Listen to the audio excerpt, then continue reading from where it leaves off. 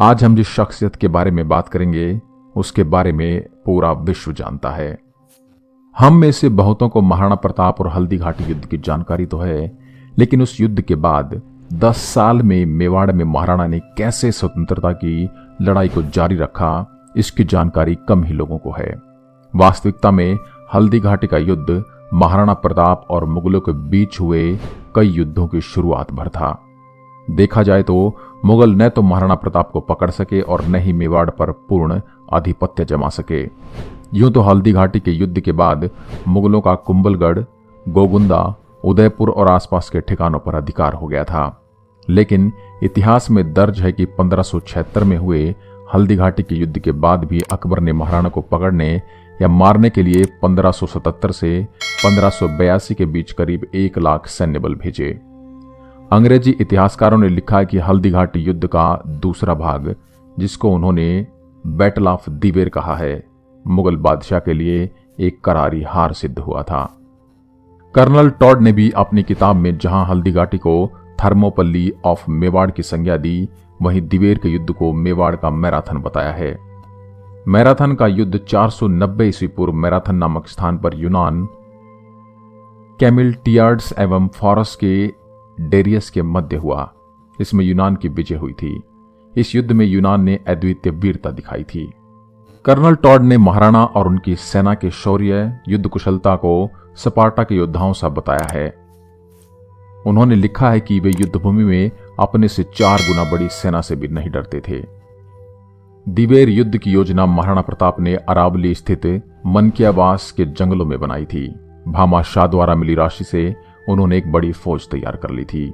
बीहड़ जंगल, भटकाव भरे पहाड़ी रास्ते, भीलों, राजपूत स्थानीय निवासियों की गुरिल्ला सैनिक टुकड़ियों के लगातार हमले और रसद हथियारों की लूट से मुगल सेना की हालत खराब कर रखी थी।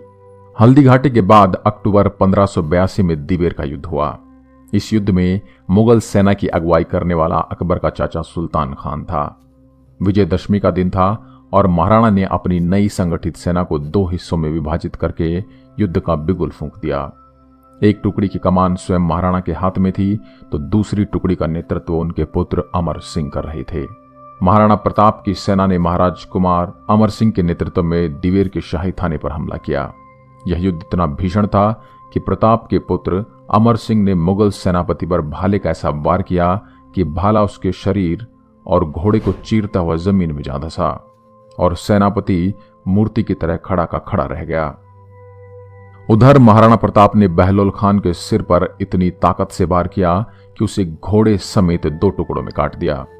स्थानीय इतिहासकार बताते हैं कि इस युद्ध के बाद यह कहावत बनी कि मेवाड़ के योद्धा सवार को एक ही वार में घोड़े समेत काट दिया करते हैं।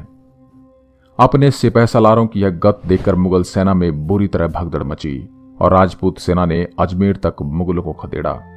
भीषण युद्ध के बाद बचे खुचे 36,000 मुगल सैनिकों ने महाराणा के सामने आत्मसमर्पण कर दिया। दिवेर के युद्ध ने मुगलों के मनोबल को बुरी तरह से तोड़ दिया।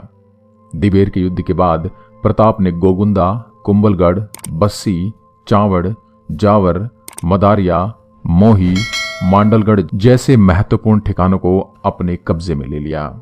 स्थानीय इतिहासकार बताते हैं कि इसके बाद भी महाराणा और उनकी सेना ने अपना अभियान जारी रखते हुए सिर्फ चित्तौड़ को छोड़ के मेवाड़ के अधिकतर ठिकाने और किले वापस स्वतंत्र करा लिए। यहां तक कि मेवाड़ से गुजरने वाले मुगल काफिलों को महाराणा को रकम देनी पड़ती थी। आशा करता हूं यह विजय गाथा आपको पसंद आई होगी। ऐसे ही अन्य वीडियोस के लिए आप हमारे करें, शेयर करें एंड सब्सक्राइब करें। जय हिंद, जय भारत, जय मेवाड़।